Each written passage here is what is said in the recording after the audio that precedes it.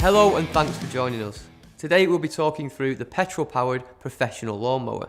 With a 500mm cutting width, this mower has no issues being used for large areas, and thanks to the adjustable cutting deck, it's perfect for restoring overgrown lawns. It also collects and compresses mowed grass into this handy collection box, making it easy to dispose of garden waste and keep your workspace tidy. When using the lawnmower, we advise that you wear full PPE. This includes safety gloves, goggles, ear defenders and steel toe cap work boots. HSS does not supply fuel, but petrol cans and PPE can be purchased at checkout. Before using the mower, you should remove any potential obstructions such as large sticks, stones and broken glass from the area you intend to work. Once done, set the machine on firm level ground, check the oil and fuel levels and familiarise yourself with the controls. To set the mower up, you'll need to adjust the handle to the correct working height, then set the mower to the required cutting height. This is done by using the adjustment levers on each wheel.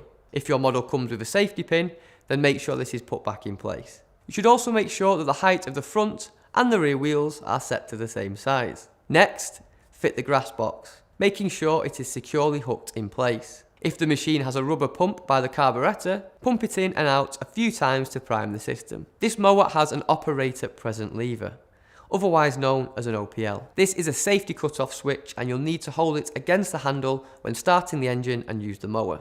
The machine will cut out if it is released. With the OPL pulled into the handlebar, give the engine cord a few pulls until the engine starts. Let the engine warm up for a few minutes. To start mowing, simply move the mower forwards, keeping your feet clear of its body and cutters. For the best results, cut in a straight line, tackling the lawn in overlapping strips.